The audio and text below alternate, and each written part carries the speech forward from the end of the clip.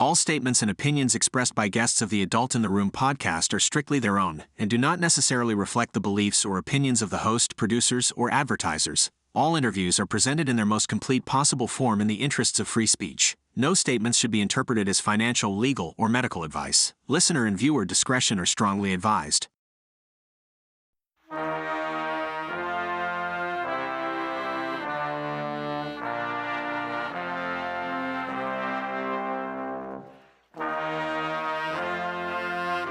It's the Adult in the Room podcast with Victoria Taft. That's me. Welcome to the Adult in the Room podcast with me, Victoria Taft. Interesting guest today. Mike McCormick is a fascinating man who had, it turns out, a fascinating job. Now, we often use the term transcriptionist derisively by calling the news media the transcriptionists for their party or favored politicians, meaning reporters slavishly take down every word uttered by their overlords, their thought leaders, and then they present the words as received wisdom to everyone else, to the masses. But Mike McCormick was an actual transcriptionist. He was Joe Biden's transcriptionist. And he has used his records and knowledge of Joe Biden through intimate contact with his words, schedule, speeches, etc. And he's begun writing about the president on his Substack. And he's used his intimate knowledge of the items on Hunter Biden's emails and the other information on Hunter Biden's laptop. And he started to compare and contrast and develop a meaningful timeline of Joe Biden's schedule with some of the more interesting things on Hunter Biden's laptop. Mike McCormick, welcome to the Adult in the Room podcast. And tell us about your Substack and what you're doing over there. Well, thanks, Victoria. And that was a really good introduction. Wow. Yes, transcription. That's what I did. And I started there in the White House. I was technically a White House stenographer. I started there in 2002, and I lasted till 2018. I actually got canceled out of the job by some hardcore Obama-loving people who didn't like that I liked Trump, and it was in the Trump White House. So it was behind the scenes. There was a lot of behind-the-scenes tension in D.C. at the time. So that was the end of it. But what I did is I started writing books. And in about 3 years ago, just about 3 years ago, right before the shutdowns hit, I wrote my there's a second book, but it was about Joe Biden specifically. Joe Biden authorizing the 2020 crack-up of the Democratic Party. I self-published it. The shutdowns hit. No one talked about anything for 6 months or so. And finally, just before the election, people started asking questions, well, who is this Joe Biden? And people started asking me about my book.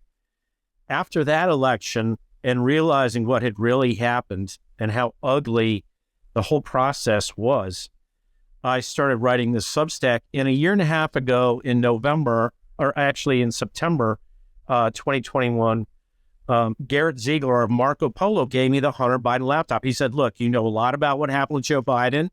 I'm just going to give you a copy of it and go to town with it.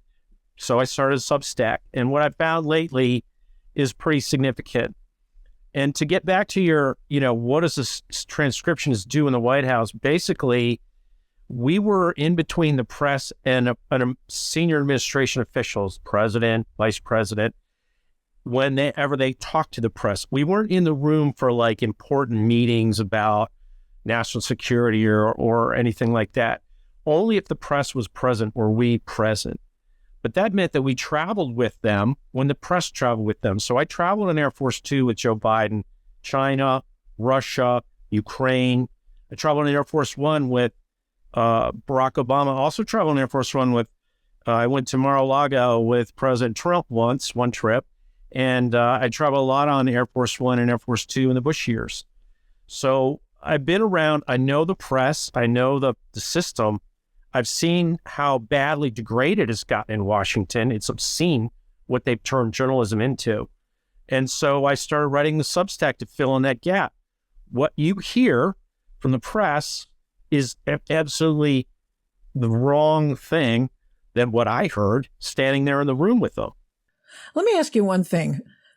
Are you the person who does the readouts about phone calls that the president has with leaders, like, for example, Ukraine and President Trump's discussion with Vladimir Zelensky, for example? No, the readouts would be done by staffers. There'd be national security staffers on the call, and also, some of his communications team would do it. So they would actually produce either a paper version of the readout, or sometimes they do a background briefing of the readout, like a phone call background briefing. But I wasn't, we would do, so if it was a background briefing, we would listen to that in our office, get a recording of it, and produce a transcript of it.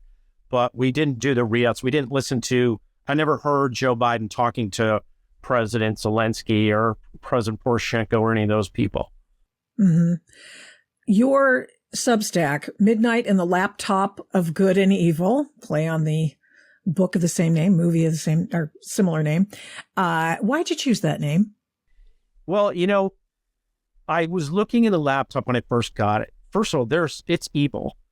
I keep it locked up. I keep it locked up like it's a loaded gun. I have young kids in the house. I don't want anybody going near that thing. It has got absolute evil just right there on the desktop. What the sulpy porn that Hunter Biden was doing is disgusting. And I stay away from all that. I stick to the emails, and I've also, with the Marco Polo group, have had access to his calendar. So I've been using that lately too. So that's the evil. But the thing is, these people think they're doing good. That's where we're stuck. There's millions of Americans that can't think of Donald Trump as anything but evil and can't think of themselves as anything but good. And what's in the laptop is the real evil, and they think they're good. And we just have to prove it to them. Hey, look, this is evil what's been done. This is criminal activity that Joe Biden's done. And you have to treat it as such. You can't just excuse it anymore. You have uncovered, as I mentioned before, sort of the calendar versus the transcriptions, what have you found out about the dealings that Joe Biden and his family had with Ukraine, for example? Joe Biden went to Ukraine almost as soon as he was in the vice president's office in the summer of 2009. He took a trip there, and he started trying to sort of brag and boast about his role, and just really kind of poked the bear. He kind of poked at Vladimir Putin. He said some things that inflamed Vladimir Putin. So then I was on a trip in 2011 with Biden into Moscow, and he did this meeting with Vladimir Putin. I wrote about it in my book, Joe Biden Unauthorized. Vladimir Putin humiliated him in public. And so that, to me, is the beginning of what Joe Biden is trying to do in Ukraine now. Along the way, in 2014, there was this shift where American foreign policy started promoting kind of this. They got upset with the way Ukraine was moving away from NATO and towards Putin, and they pushed through this Maidan revolution. Joe Biden was behind the scenes on that. The CIA was involved in it. The U.S. Embassy in Kyiv was involved in it. And a woman named Victoria Nuland was very prominently involved. And we hear about her a lot in the news now. So that was early 2014. It was like December 2013, January 2014. Well, Hunter Biden got $3.5 million from a key Vladimir Putin ally on February 14th, 2014. So during this whole process, the Bidens were being corrupted by Putin. The Maidan Revolution happens. They kick the guy out of Ukraine. And Joe Biden moved into that gap and started taking over. He started doing personal corruption into Ukraine with Hunter and an old friend of his who was the former president of Poland, a guy named Alexander Kwasniewski. When Kwasniewski was the president of Poland, he and Biden worked actively together when Biden was the Senate Foreign Relations chairman to get Poland into NATO. So they were close allies. Well, all of a sudden, Kwasniewski is on the board of Burisma. And Joe Biden has to rush into Ukraine with aid. And who does he bring aid for?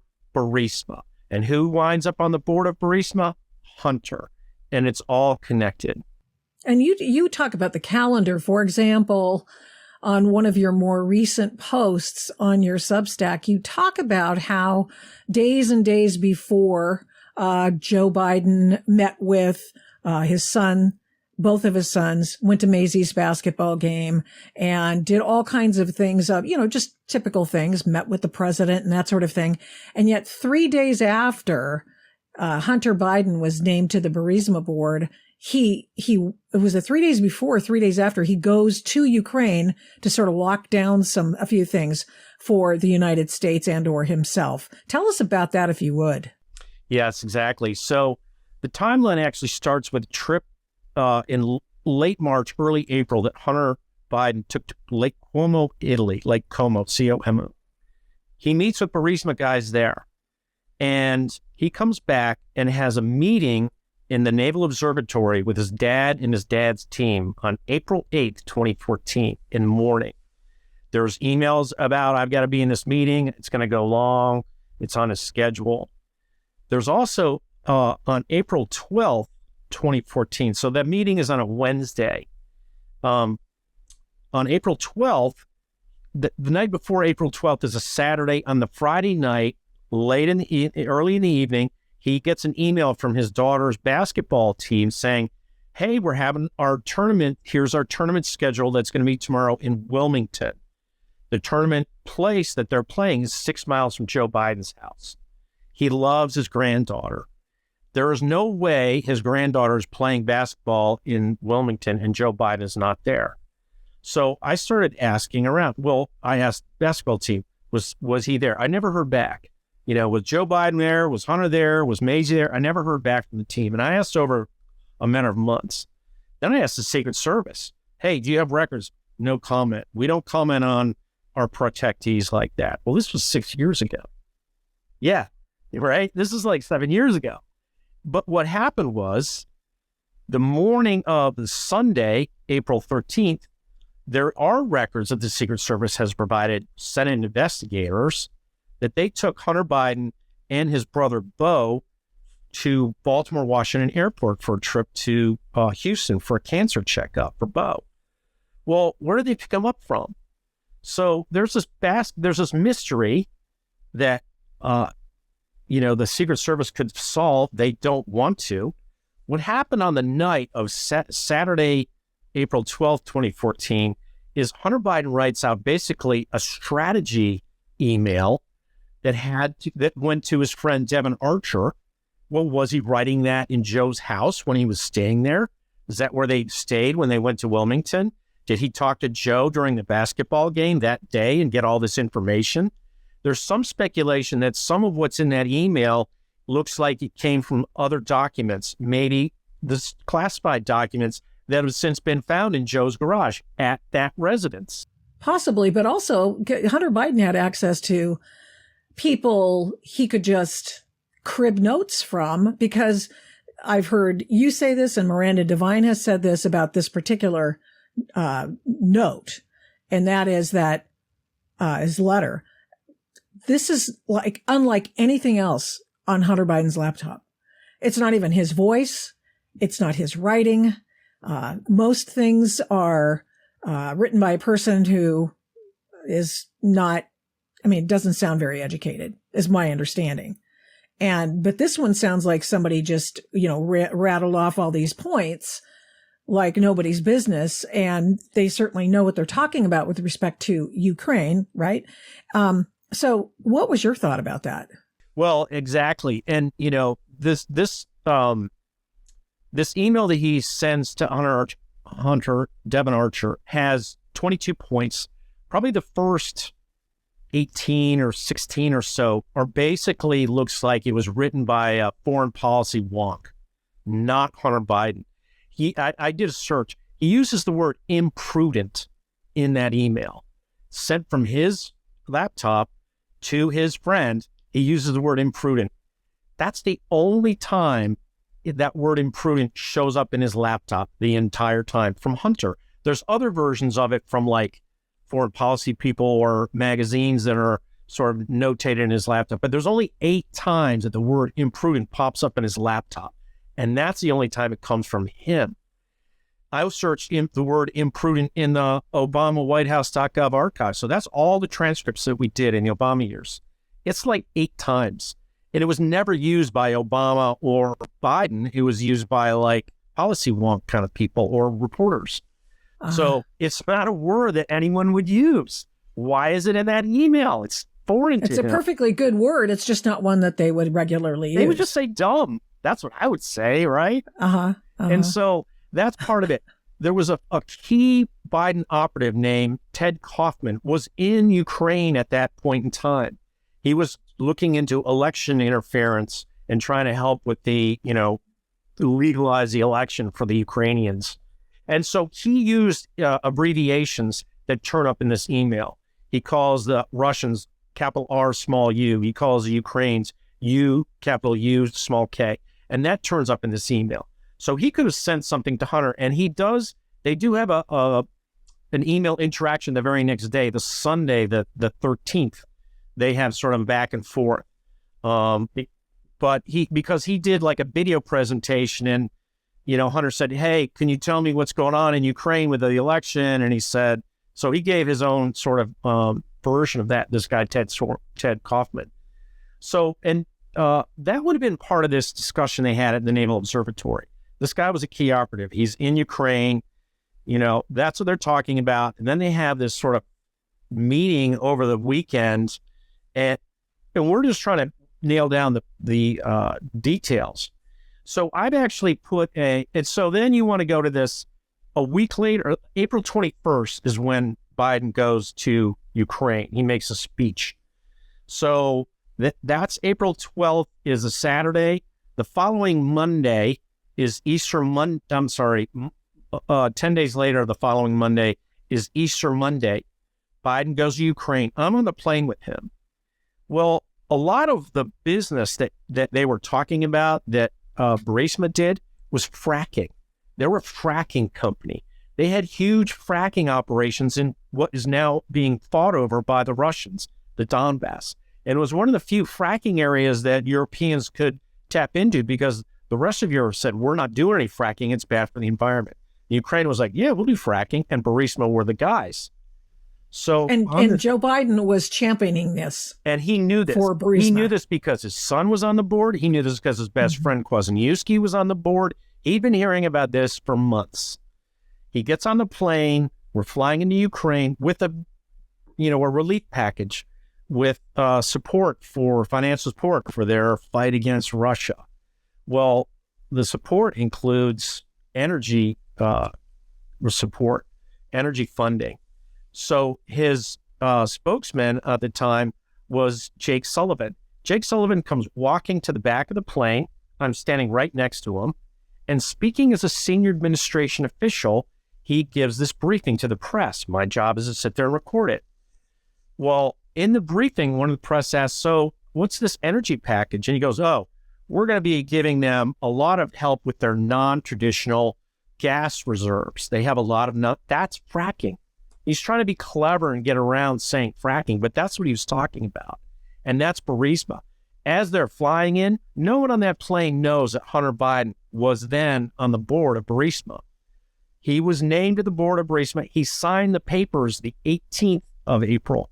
The flight that we're taking into Ukraine is the 21st of April. Joe knew, Hunter knew. They had meetings right up until the very last minute to get Hunter into this board position. He had a meeting. There was a documented meeting with photographs of Joe and Devin Archer in the West Wing on the 16th. Well, Hunter was there. That's what is on his schedule, of his daily schedule for that day. And there was emails saying, hey, I want to go with you guys. I'll meet you at the front gate and we'll go into the West Wing.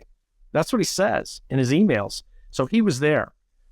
And we're trying to get from the Secret Service, where was Hunter? And so I've gone to the FBI and said, hey, look, the Secret Service hasn't really got back to me.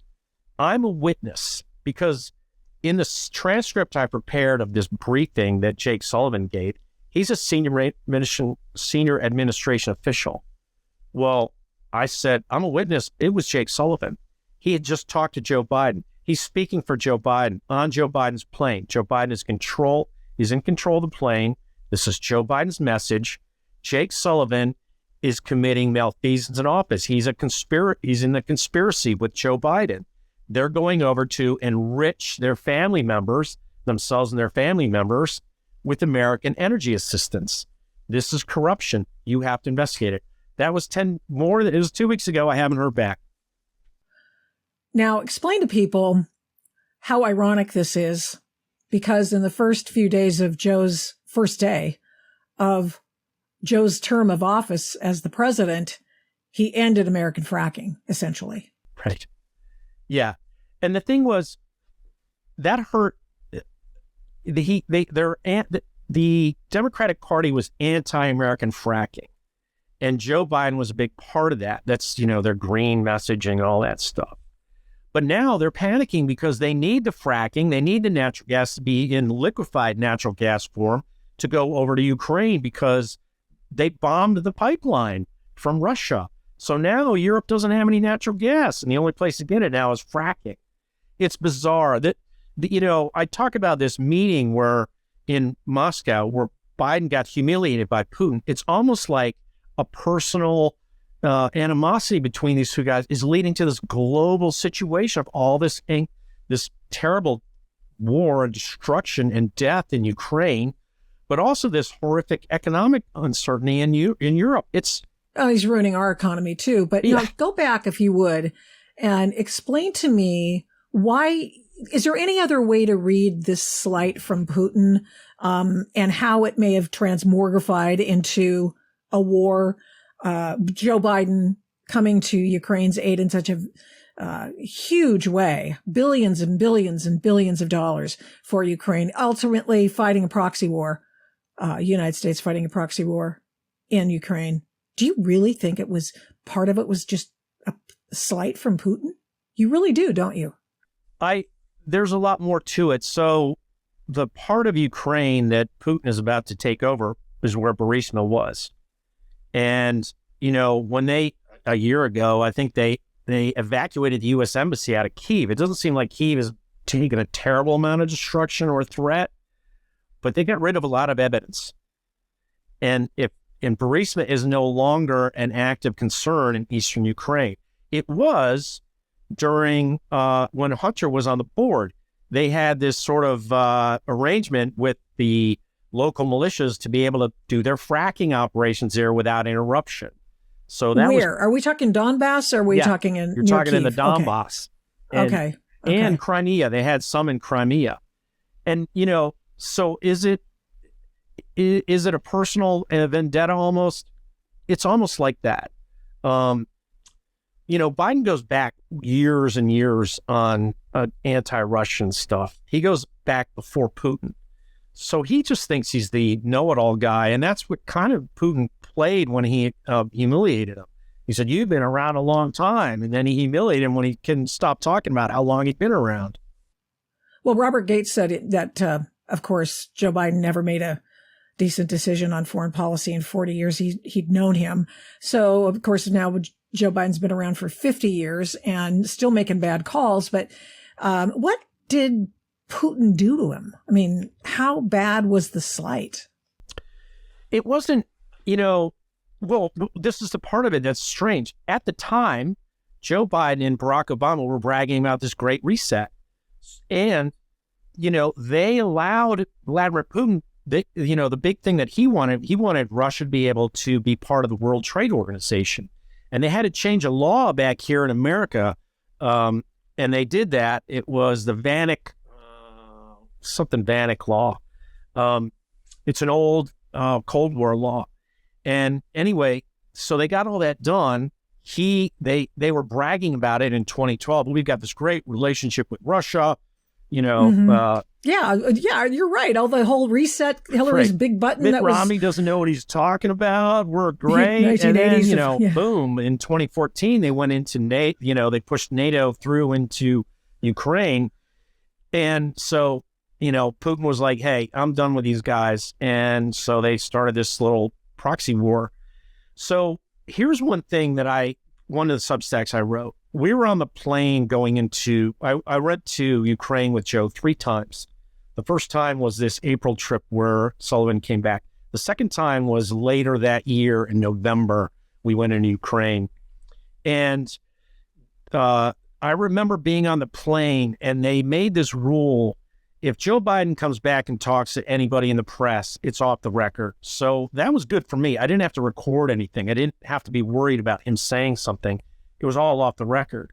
So he came back and had a chit chat with some of the press there. One of the press asked him, he goes, so do you think Putin will ever give back Crimea? And Biden goes, this is off the record, right? And he goes, yep. He goes, nope. And then he left. He walked off.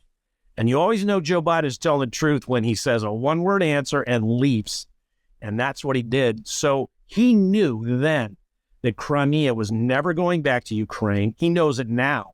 They were pushing this Minsk agreement the whole time. It was all BS based on what I heard on that plane. It's not documented. I didn't record it. It's between him and a reporter who won't give away that conversation because that would be violating, a source, really. So, you have my word for it, but that's what I heard, and that's what happened. And, you can look at how this thing winds up in Ukraine. My guess is Putin's going to wind up with Crimea and Donbass, and the Ukrainians are going to be left out of that. And they'll have sacrificed and suffered inexcusably because Joe Biden couldn't do that right off, a year ago. He could have done it a year ago, and he didn't.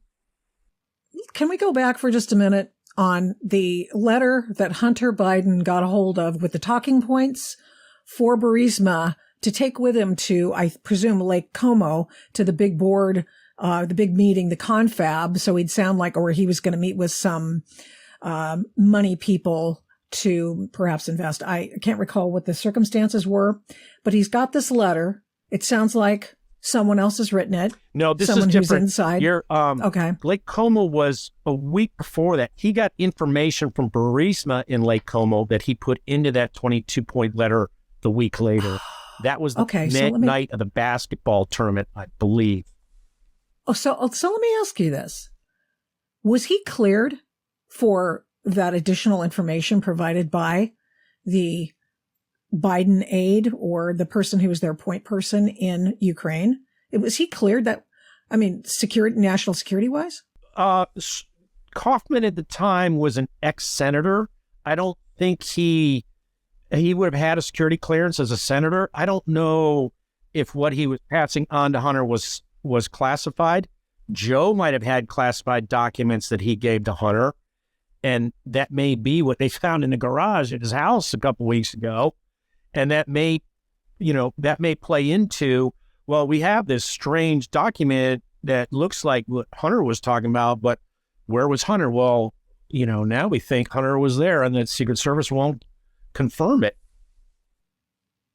Self-dealing, making deals to benefit the family and not the United States of America. That's essentially what you're saying is your allegation, your claim against the Biden family throughout these years that you've paid attention and written down literally every word of Joe Biden, his utterances, and that contrasted with the Hunter Biden laptop. And you haven't heard anything at all? From them? Any pushback? From them, from the FBI, from anyone? No. I haven't heard back from the FBI. All the writing that I do about, Joe said this, Joe did this, no one's contradicted me. I put this book out, it was self-published. I think they kind of want to think it didn't happen, or they don't want people to know about it. And so that's their best way. They won't sue me for, false statements because I haven't made any false statements. And if they do, then there's a big discovery process. So tell me about this situation with Devon Archer and the meeting in the White House, the Oval Office, with the officials there, presumably Biden, and as well as in Obama's office, correct? That was the time at which that happened. Yeah, that actually kind of pulls Obama into it. So this is April 18th. This is April 16th, 2014. So remember, April 12th is the basketball. April 13th is the Sunday morning pickup trip to Baltimore. April 16th is a Wednesday, and then the 21st is a Monday. I think I have those dates right. And so early morning, I wrote this in my book. I came across this by mistake. Pardon me. David Axelrod pops up at Joe Biden's Naval Observatory for breakfast. There's a indication in the White House visitor logs on April 16th at like 7:30, which is really unusual for Axelrod. And that's unusual because those guys didn't like Axelrod. He didn't like them. Behind the scenes, in public, he sort of said, oh, yeah, he's a great guy, blah, blah, blah. But behind the scenes, there was a lot of tension. He didn't like Biden, and Biden and Hunter didn't like him. Probably because Biden wasn't a true believer. Correct. I mean, Axelrod was a true believer, and he so was a Obama. True believer in Obama, and Biden was always running side deals. Biden embarrassed Obama with the gay marriage thing that he popped out of his mouth in front of a Hollywood funding group. So they really didn't like that, and that was Axelrod who was really mad. And Biden would talk about that. He'd say, yeah, they all got mad at me in the West Wing, but Obama was fine with it. Well, Obama wasn't fine with it. He stole his thunder. Yeah, that's right. But, Obama was just sort of, he was the kind of guy that would shrug it off. Like Axelrod, the operative types would get pissed off, but Obama's like, it's all right. It's just Joe being Joe. Exactly. How many times have we heard that? Right. Oh, it's just Joe. Obama said at one point in time, and tell me how this comports with what you know of Joe Biden through writing every single thing down, that never underestimate Joe Biden's ability to F things up, except he said the word. Joe Biden's just... the behind the scenes, there's this sort of version, there's the public version, there's the bromance, and they love each other. That's not really how it was. They were very suspicious of Joe Biden's intentions throughout his time there. He did a lot of work for Obama. I worked in the Bush years with Cheney, and very different vice presidencies. Cheney wasn't publicly out there. One of the interesting contradictions between the two is the contrast between the two. Cheney walked out there and said, I will never be president. I'm not running for president. He just wanted to be a great vice president. Biden was running for president the second they said, you're the vice president nominee. He was running for president all through that. He had the highest ambition to be president. And when his son got sick, that all changed. And the guy that talked him out of it was David Axelrod. In October 2015, Axelrod had a long meeting with him, and that's in the laptop. There's emails between Hunter and people about, Axelrod's, did this and bad language. So Axelrod has this meeting right before they go to Ukraine in the morning. Later, Hunter and Devin Archer meet with Joe in West Wing. At the end of the evening, Obama has a long limousine ride with Joe Biden in Western Pennsylvania. They did this event together. Both planes fly into the airport together, and then they ride in the limousine together. There's a selfie that Joe Biden shared with the world. I'm with Obama in the back limousine. It was probably the only time they ever were together in a limousine like that. Usually they go in separate limousines. So why on that day? What was so important to Obama that he had to wrap that day up with Joe Biden in a long private conversation? I don't think there's any more secure conference site in the world than the back seat of the presidential limousine. Nothing. Beast. Anything that gets said there stays there. There's no other listening.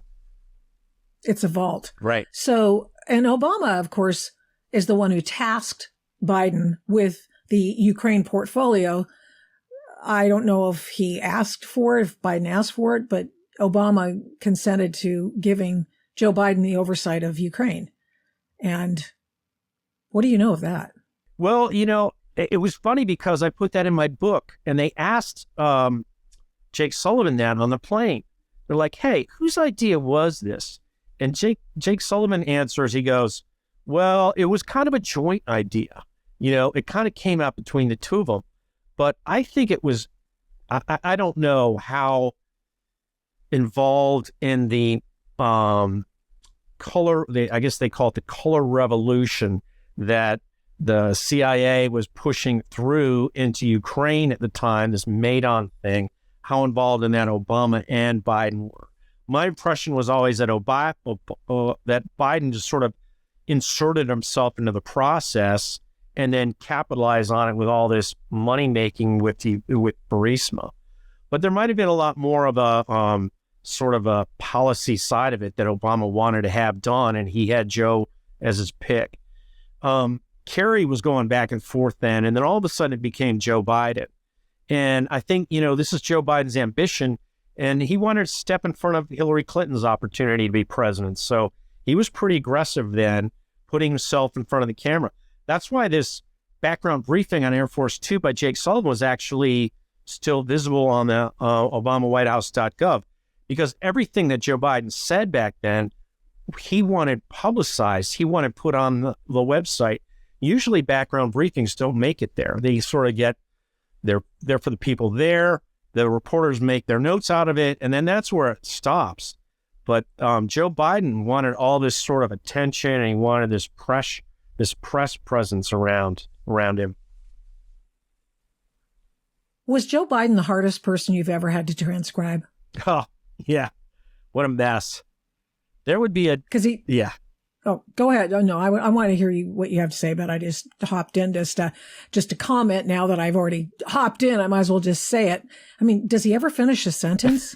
That's exactly right. There would be times when he would go on a sentence that would literally go three pages, because he would just get another idea and keep adding to it. What? Oh, yeah. And like one sentence, like I got to the point where I stopped trying to put periods into sentences. I just said, I want to see how long this goes.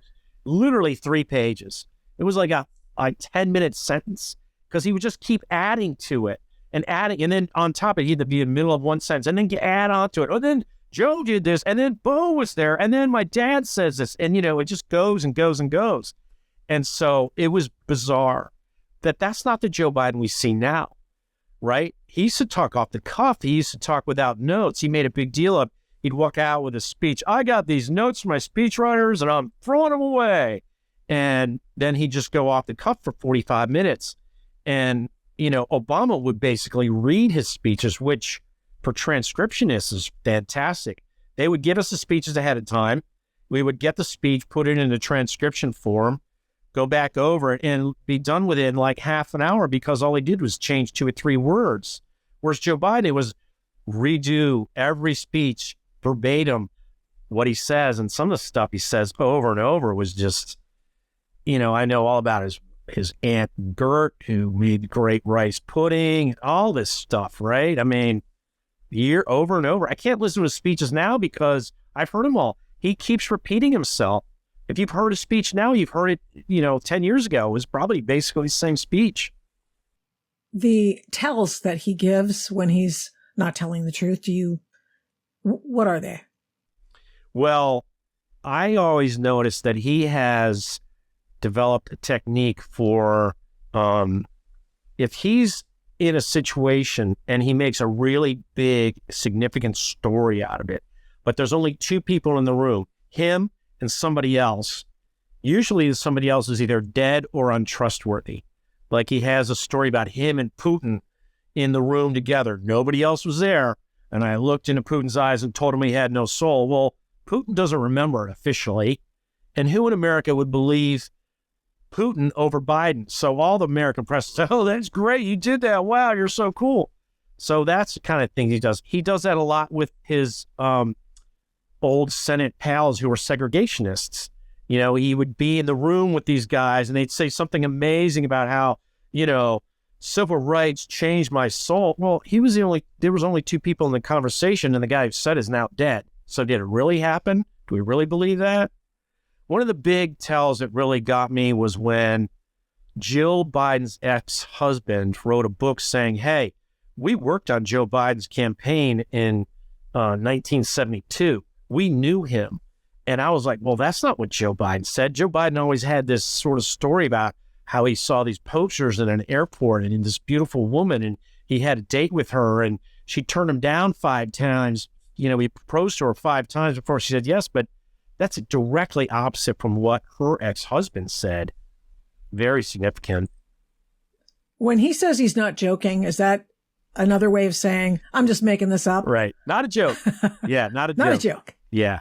What did you think of his personality back in his heyday and versus now? And by that, I mean, I take it that he just thinks he's the best thing ever. But what else can you tell us? That's a really good question. So I'm going to tell you a couple things. One, he has a connection with people that's undeniable, and he used to really have that. And I have a friend who was a White House photographer, and sadly, towards the end of the Biden years, his son died in a car accident. And I ran into this friend outside of the White House years later, and we were talking. He said, "What are you doing?" I said, "I just wrote a book about Joe." He goes, "Look, I got to tell you Joe Biden's story." He goes, "My son died." He goes, "I was really feeling bad. The phone rings at midnight, and I answer it." He goes, "Hey, it's Joe." And my friend is like, "Joe who?" He goes, "Joe Biden." And he talked to him for half an hour about his son. It really meant a lot to my friend. That's very nice. That he did that. That's a Joe Biden that people in Washington know. That's the story that filters through the Senate, that filters through the Congress. He really has that sort of empathy for people around loss. So that's Joe Biden. But there's this evil that's in the laptop. And that evil is very dark that I see now. And it's gone into the White House. And it's inexcusable. I don't care how nice he was to anybody about anything. That's inexcusable what he's done to our country. I put his crime in front of the FBI as I'm a witness to a crime that he committed. They should be investigating it. They're not. There should be grand jury investigations into what he's done. He was part of the development of COVID. I've put stuff forward in my Substack about that. And that may be a whole other topic you want to talk about another time. Yeah, we'll do that another time. But just funding the gain of function research that Fauci wanted through the other entity. I mean, the big connection there is 2014, he's going in and out of Ukraine. In the summer, Ebola hits. And in August, there's a meeting in Joe Biden's vice president's residence with Klain, Kaufman, and a guy named Mike Donilon. Klain, about 2 weeks later, is named about a month and a half later, is named the Ebola czar. Out of that Ebola czar process, Obama agreed to do gain of function research in China, and that's what led to COVID. Ron Klain was Joe Biden's campaign manager in 2019, 2020. And his chief of staff. And his chief of staff afterward. They knew what was coming. And so that's something for another topic. There's a lot of material there. And there's the issue, whether it's true or not, of the high-level labs in Ukraine. Yeah, I don't know much about that. I mean, I will say this. In 2013, I was on the trip that Joe Biden took to China. He went to Beijing. He had a long personal meeting with Xi Jinping, then the president of China. Very unusual for American vice president to have almost 4 hours alone with him. 2 hours, it was just one-on-one. And basically, Joe Biden said they kicked all the other people out of the room except him and the interpreters and Xi. What did they talk about? We don't know. But at the time, they were doing research into bat viruses. There was a company called Metabiota that was doing it. There was a whole U.S. process doing it then in China that was funded by the Defense Threat Reduction Agency, DTRA. EcoHealth Alliance was part of it. As soon as they come back from this trip, Hunter Biden and his technology companies, partners, they start investing in this company, Metabiota. Metabiota is the one that goes into Ukraine. That's part of what Joe Biden was doing. Remember, I was telling you about this April 16th meeting they had in the White House with Devin Archer and Hunter Biden? The next day, they have a conference call with funders for Metabiota. So they were talking with Joe about going to Ukraine and talking about Burisma. They were also talking about Metabiota. And that's the night that Joe spent in the limousine with Obama, the April 16th. No, I know the Obama administration had put the kibosh on gain-of-function research, but obviously in 2014, that went away. So the kibosh came out on the loud. same day they named Ron Klain the Ebola czar. It was the exact same day. And they just paused it. They said, okay, pause. Right? Same day. And in 2017, so right as Trump comes in, they don't expect Trump to win. He's not even declared as a candidate then. In 2017, days before Trump comes in, Obama lifts the funding pause, but doesn't lift it immediately. He lifts it so that the funding restarts in the fiscal year in September under Trump's time. So later he says, Trump funded it. Not me. Yeah, not me, right. Not me. It was Trump, but it wasn't. It was Obama. He started funding it again. And Trump's, was like, I think he got its really bad information from people at the outset of that. And we'll talk about that another time. Yeah. Listen, the Substack is in the laptop, right?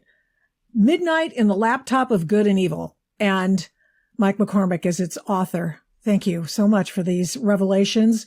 Some of them are explosive, shocking. Shocking the depth of the corruption. Yeah. It is just astonishing. Just amazing. Thank you so much for coming on. Thanks, Victoria. Look forward to our next chat. Thanks for listening to this episode of the Adult in the Room podcast. To keep the programs you like to listen to, please rate this podcast with a fantastic 5 stars on your Apple Podcast app every time you listen. And give me a great review. Plus, of course, subscribe to the podcast. It makes a difference with the big tech algorithm and the big tech oligarchs, and it makes us easier to find. Please get in touch with me on all the big tech stuff. Yeah, we're still there. Using the names Victoria Taft or the Adult in the Room podcast on MeWe, Parler, Minds, Facebook, Twitter, and Instagram. Thanks to 1ACast for imaging, editing, and production. The fantastic song is Gospel by the March 4th Band of Portland, Oregon. Music for Antifa versus Mike Strickland is Ride or Die by Raps by RC. The Adult in the Room podcast is also a production of Flamingo Road Studios. Remember, head up, heart out, and strive to be the adult in the room.